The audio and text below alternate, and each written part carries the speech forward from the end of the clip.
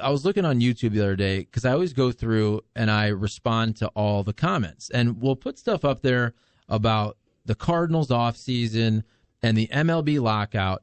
And I've had multiple people. Now, it's not a huge percentage, and I don't try to gauge a lot from Twitter comments and from YouTube comments, but I've had enough people that have commented and saying something like this that I wonder how much of a percentage is actually true in this sense. That people are ticked off about the MLB lockout, what's going on right now, and I've had a couple people say, you know what, Christmas time, I usually will get some tickets, we'll get some jerseys, whatever it is with the Cardinals. I'm skipping it this year. I'm going to do blue stuff. And that's I'm not making that up. Now, It's only 3-4 people over the course of Twitter and YouTube when we have stories like this. Has it affected the fan base? But some people are saying that, and there's a lot of people that feel a certain way that don't comment whatsoever on any of these social media platforms. So I wonder how much of that is real, but it does make sense if you're down on baseball right now and you have your disposable income and you're trying to choose, and the Blues are playing right now, and the other part of baseball is you can't really market it. They have these weird commercials where they're not showing the players. Yeah. It's hard to market your bobbleheads and your ticket packages. They literally took off all the names for like the upcoming, what is it that they do that they give out to the fans? All the giveaways. Yeah, they took off all the names, all basically, and it's just like, why would you even? It looks silly. It makes it seem like a scorned like X, just like I'm just gonna scratch out. I'm not even gonna see their name or anything. One thing that I think is interesting, and we talked, earlier about with college football, how perspective and how the public views and thinks about things. I feel like anytime we go through these lockout situations, especially like a while back, it was more on the players. Like, why? Oh, you spoiled players. Like, why wouldn't you should be grateful, all that kind of stuff. Now, I feel like the tide's kind of changing a little bit to the fact of where people are looking at the owners more, saying, why are you holding these players back? You have billions of dollars. Why are you being greedy and causing all these problems? I thought that was interesting, that I'm seeing more of, at least from what I'm seeing on my social media, that it seems like things are shifting more to the owners are the bad guys in this situation rather than the players. And also the fact that, you can say one side, good guys versus bad guys, but also to me, it's more of just an unfair deal. In terms of, this is all about slicing up the pie. It's all about slicing up the revenue pie. And when you look at other sports, every sport is different. So clearly, in the NFL, when your shelf life is much shorter than all these other sports, your contracts have to be shorter. But still, if you're talking about a 3-4 year, either a rookie level deal or an entry level contract in the NBA, the NHL, or the NFL, and then you look at baseball, and you have the rights in the minors for 7 years, then you have the MLB rights for 6 years, you manipulate the 7th year, that's a long time. It's a lot. Even when you compare it to the other major sports, the other part is you're competing for athletes. You would like the best athletes in the United States of America to choose baseball. There are so many guys who are baseball/football guys, and if you think you can get paid sooner in football, if you're a quarterback, if you can get paid sooner in the NBA, baseball, look, the money's great if you're a star. If you get to that point. Yeah. And you don't have the injury risk as much, obviously, with the NFL, but you have to wait a long time. And if you're not a true superstar, the middle class of Major League Baseball has really eroded. It's pretty much stars, young, cheap players, and then you do have this middle class of the Steven Matz types that are getting the 4-year, $44 million deals. Yeah, well, and also I think another reason why people have started viewing it differently is because of the social media aspect that we have now, where now people are showing. I follow, I think it's Minor League Advocates or something like that. Yeah. It's like a whole, Twitter account dedicated to that. And now you get to see some of the situations that these minor leaguers were dealing with. And, they're sleeping on floors and, they get like maybe just a cheese sandwich or, you know what I mean? It was Fire Festival. It was Fire Festival stuff. That's what everybody, and it looks really bad. Honestly, it does. And I think that they are will it be next season that the leagues do have to pay for minor league housing now, which is great, but I think finally people were able to, that veil was lifted where we could finally see what was really going on behind the scenes instead of that kind of only the people who are involved in that stuff really knows the bad stuff that's going on and how there is such a disparity between the star and the minor leaguer. And that's where we always knew about this a little bit. You heard stories about this over the years. But I think specifically that Twitter account you mentioned caused change. It caused real change because that Twitter account was showing the cheese sandwiches. Mm-hmm. It was showing 6 dudes on cots and air mattresses. Yeah. It was showing dudes sleeping in the clubhouse. And it was people, they were showing their pay statements and they were showing what it cost for whether it was a hotel or an apartment. And these guys were saying, basically, I'm losing money. And then that Twitter account would tag Steve Cohen, the owner of the Mets. That Twitter account probably is the reason that the change happened so quickly. Oh, when I first started seeing it, I keep up with it all the time because it's so interesting to see how much things have changed because of that Twitter account. And the thing is I even talked to somebody about this that deals with minor leaguers specifically, and I'm like, why is it like this? And they say that they kind of likened it to, maybe somebody trying to make it in the music industry, right? Where there's a big disparity between that as well, where it's like, oh, well, not everybody can do this. Of course, you have talent, but everybody wants to be a rock star, right? So you're going to have to kind of slum it for a little bit if you really want to achieve that status, if you want to be a rock star and stuff. My only thing is the difference is that usually, say a musician, rock star, whatever, they maybe will have multiple jobs, bartender, server, me being from Nashville. I mean, I worked with like every wannabe country music star out there, in the bartending business. With a minor leaguer, they can't. With their season, if you want to be that superstar that's making that kind of money, you have to play, right? You can't get a second job. And that's the difference. You hit the nail right on the head. If you go to Nashville, every Uber driver and most of your bars and waitresses, they do it. It's not a cliche. They want to be country stars, and they're either writing, they're musicians, but they're making their money during the day, and then they're grinding it out and trying to make in that business at night, but they're making their living doing something else.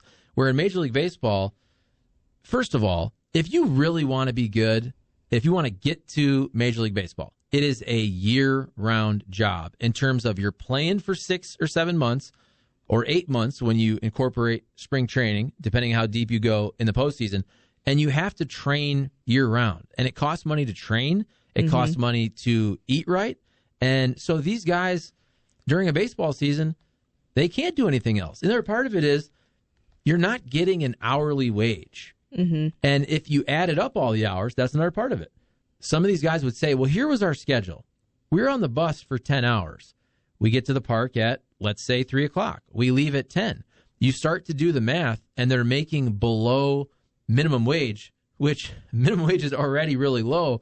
And Major League Baseball and minor league baseball, for years, they were able to do that because they have this seasonal worker exemption type situation where a minor league baseball player is looked upon, again, from a workplace standpoint, the same as a lemonade stand on the beach. That's a seasonal worker. Well, okay, yeah, we don't have the same rules because you're just a lemonade stand on the beach during the summer. That's not what minor league baseball really is. That's not fair. That's not a fair comparison to what that rule should actually represent. Well, and also another thing that I found interesting is, I'm sure you've seen it on Twitter too, a bunch of these players who are actually being more vocal during this lockout, where they've changed their profile picture to the faceless thing. And it's so funny, but also some of them saying, who had surgery are saying, so they don't have access to their teams or their organization's physical therapists and stuff. So it's up to them now to figure out how to handle some of those situations. I don't know if it's like that for each organization, but when it's a lockout, it's a lockout. So even these guys who went through surgery because of an injury that they sustained while playing for that organization, they aren't even getting the proper treatment this offseason because of that. And MLB didn't have to lock them out. No. Now, this was strategic. And we all knew it was coming. Well, I think you knew that you're going to have labor strife. But they didn't have to lock them out because there's nothing going on. Mm-hmm. There's nothing going on in terms of games. I wonder if MLB kind of looks at what's going on right now. Man, this was really stupid to do during December as we're trying to market our sport for tickets, for jerseys. It looks in the one time a year where everybody is buying gifts for people. And yeah, the medical training staff issue and things like that. And then you go to the websites. I understand another part of this argument is, what is MLB revenue? What counts as revenue? Is it just from the ballpark? Is it, your TV revenue? I mean, Ballpark Village. If you own all of that, and a lot of that business is coming from Cardinal games. I mean, they have to figure out what exactly is revenue. But it's pretty silly when you go to one of these websites. I was doing an interview with Evan Stockton, who's the voice of the Memphis Redbirds. So I just wanted to look up some stats of Memphis this past year. And if you're not on the 40-man, okay, you couldn't see the stats there. And also you could see the names of players, but you couldn't see their picture. That's so what's the big difference? Bizarre. What's the big difference between the picture and the name? I don't think it really matters. That's why I'm saying is that when you take things to that next level, it just doesn't help you look good. It just makes you look scorned and like that it's like you're in like a bad relationship that had a bad breakup. And so you're like, I'm not even going to put your photo on here anymore. It just looks childish. And that's the thing that I was saying is that I think it's just so interesting to see that finally you're starting to see people more on the side of the players in this.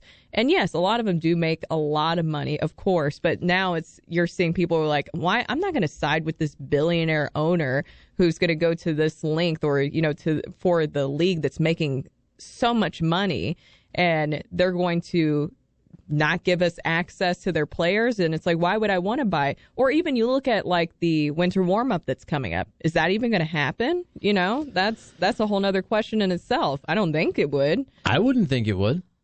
I mean, if the players at the time are locked out and you're not having baseball activity. And that's one of their biggest fundraisers of Absolutely, the year. For Cardinals Care. And the Cardinals it's not just the Cardinals that do that. A lot of the other organizations do that as well as their big fundraiser for the year.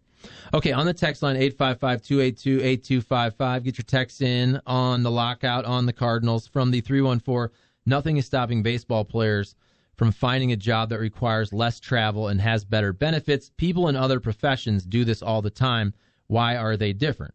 Well, again, at least you have to abide by the federal minimum wage. And if you paid minor league players based on what is work, which is all that travel and being at the ballpark from, let's say, 3 o'clock to 10 or 11 o'clock every night, they're going to make much more money, even if it was based on just the minimum wage. Well, and if it's your dream and, not to get cheesy, but bringing back the Kurt Warner story, it was such a beautiful way to see that story because there's a lot of chances where he could have just given up, right?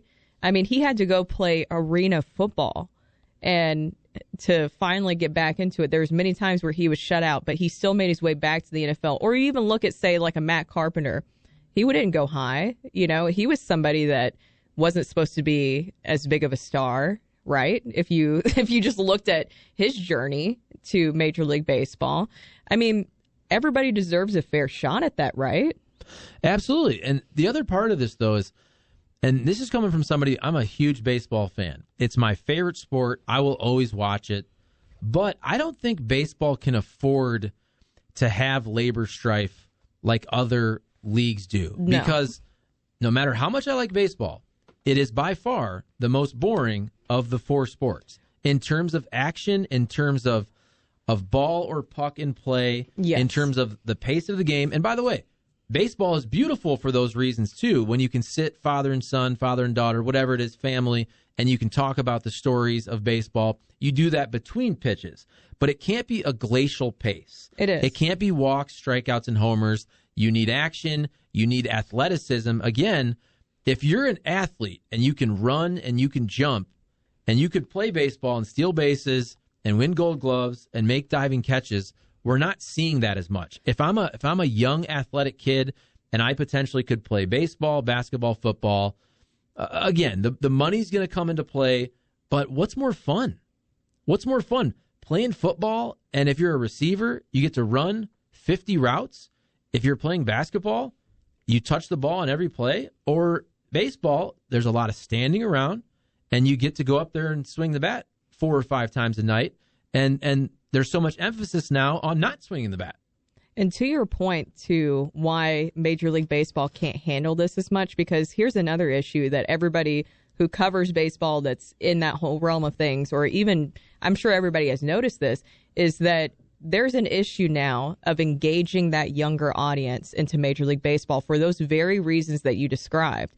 Because TV viewership-wise, I know that the Cardinals do fantastic here because they have such a great fan base, but in general, that's why if you watch like an ESPN broadcast of a Major League Baseball game, they're trying to do all these different things because they're trying to engage with the younger audience, and they're trying to bring in more fans too. Because that's a whole nother issue is, okay, maybe somebody didn't grow up a baseball fan. How do you turn them into a baseball fan?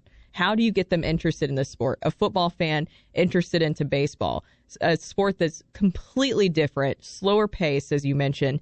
And that's why you have kind of like that old school, well, this is how baseball was. And then you have these newer school people who are just trying to change the game so that people will stay interested. Because whether you like it or not, people have shorter attention spans now. They just do. They don't want to sit there and watch a baseball game for what? 3.5, 4 hours, sometimes longer than that. You know, not everybody wants to do that. Especially in the regular season. I've always said that baseball's issue is in the regular season. For the most part, the intensity of the playoffs, you're not going to care as much about a long game. Look at the play-in game, the wild card game. Mm-hmm. Did anybody complain about the length of that game? Oh, no, it was exciting. Down to the wire, even though it was a pitcher's duel until the end when Chris Taylor hits his home run. That was edge of your seat excitement. It was an NHL playoff game, baseball style, because every single moment from, let's say, the 5th inning on, any one play, any one hit could have swung the momentum of that game and allowed either the Dodgers or the Cardinals to win that game. But I think baseball's problem also is you're not just talking about short attention span for young kids, because it's also people our age, and you have so many other options, streaming, TV. Baseball is also ticking a lot of people off with how to watch baseball. I don't care how big of a sports fan you are. I'm a huge sports fan, and I work in sports.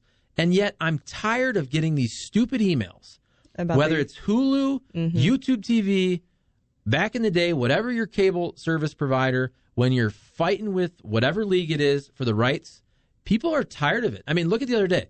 You got those emails if you had YouTube TV, and they said you're not going to get Disney programming. You're not going to get your ESPNs of the world right when bowl season started. Well, what happened? 48 hours later, they reversed that. But I was going to be done with YouTube TV, and I may be anyway, because I want to be able to watch my sports in an easy way. And they're not making it easy to watch sports. And it's a task. It's an errand to have to freaking change your cable every 6 months. Well, and then your immediate thought with it, too, is like, this is just greed. You know, that's all this is. I mean, it should be accessible, and it shouldn't be. You shouldn't have blackouts in certain areas, all that kind of stuff. I mean, you should be able to watch the game if you're in that area, right? Or if you're not, you should just be able to watch the game, right?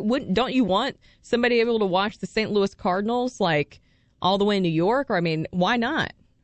I just don't get that. That's what's best for your sport overall, which is why the NFL, it's a different story.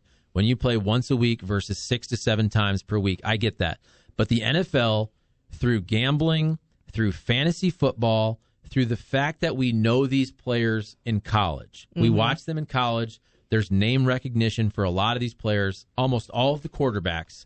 So you care more about 2 teams that are not in your market. You'll watch a Thursday night game. You'll give that Thursday night game a chance. You'll give a Monday night game a chance. You'll watch a game on Sunday because you have a gambling or a fantasy football interest.